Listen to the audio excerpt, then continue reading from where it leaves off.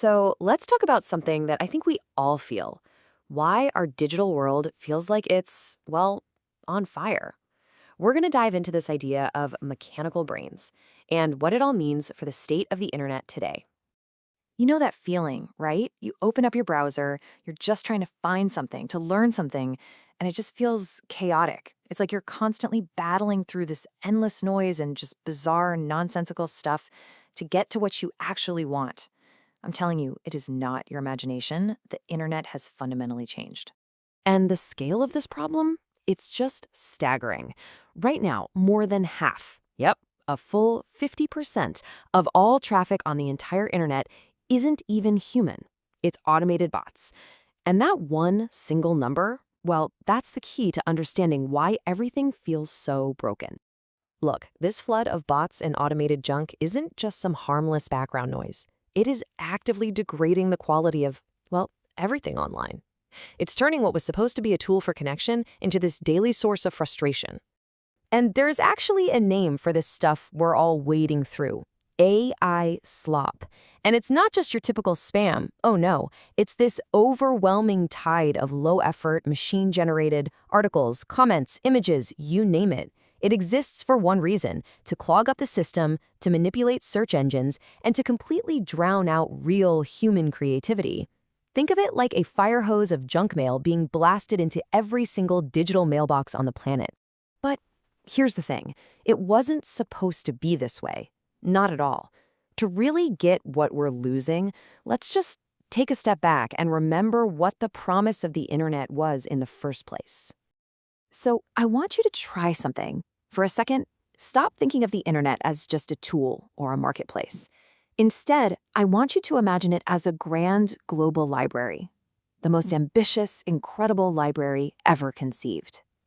Just think about that.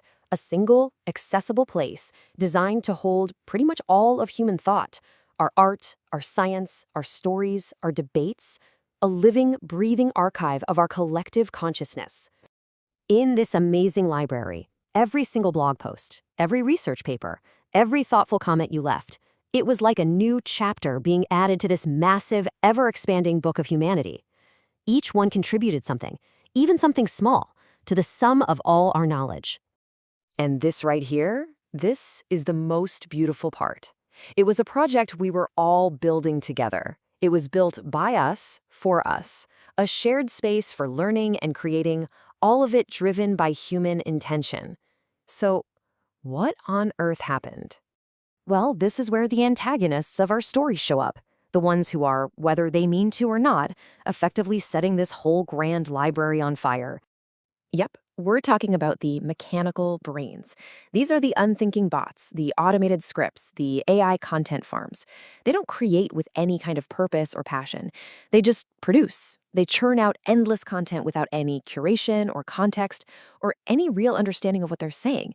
They're mimicking the act of writing a book, but there's no author, no soul behind the words. And I mean, the contrast couldn't be more stark, right? A human creator's goal is to share knowledge. A mechanical brain's goal is just to generate noise. The human process involves real thought, real curation. The bots, mindless automation. The outcome of human creation adds value to the world. The outcome of the mechanical brain, the total devaluation of information itself. Now, here's a really crucial point. These bots aren't evil in the way we think of it. An automated script doesn't have malicious intent.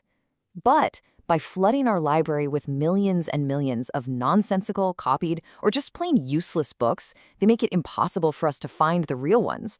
So, in effect, they're accidentally burning the whole library down just by burying it in ash. And this isn't some slow-moving trend. It has been an absolute explosion. I mean, look at this. Just a decade ago, the vast, vast majority of content we saw online was made by other people. Now, bot-generated content is the dominant force. The whole thing has completely flipped on its head, and we are all feeling it every single day. So, if our library is filling up with smoke and the books are turning to junk, where does that leave us? This brings us to the final, and maybe the most important part of this whole story. When information becomes infinite, and most of it is worthless, what actually becomes valuable? Seriously, when you can't trust what you're reading, what's left to rely on? What is the one thing that a machine can't fake? To answer that, we might need a whole new way of looking at our timeline. Some thinkers are starting to call this the 12,026 human era. The idea is to add 10,000 years to our current calendar to kind of mark the dawn of civilization. It's this powerful reminder that through every single technological shift, from the wheel to the printing press to AI, one thing has always remained constant. And that constant is human attention. This is it. This is the whole ball game. It's the limited conscious focus of a human mind. You can't automate it. You can't fake it. It is a finite and now an incredibly precious resource. In a world of infinite, cheap, garbage content, our attention becomes the new gold. There's this brilliant quote from an economist named Herbert Simon that just nails it. He said, "A wealth of information creates a poverty of attention. Every piece of AI slop, every bot-generated article, it is a direct tax on your limited supply of focus. All of these things are in a war for the scarcest resource that you possess." So let's bring it all back to our metaphor. If the library is on fire, if it's filled with fake books and nonsensical chapters, then your attention, your conscious decision to walk through the smoke and read one specific real book, that is the only thing that gives any of it value. It's the last true treasure left in the ruins. And that really leaves us with a final and honestly a pretty empowering question. In this new era where these mechanical brains are just endlessly generating noise, the most important, the most powerful decision you make every single day is where you choose to focus your finite, irreplaceable attention. What's worth saving from the fire?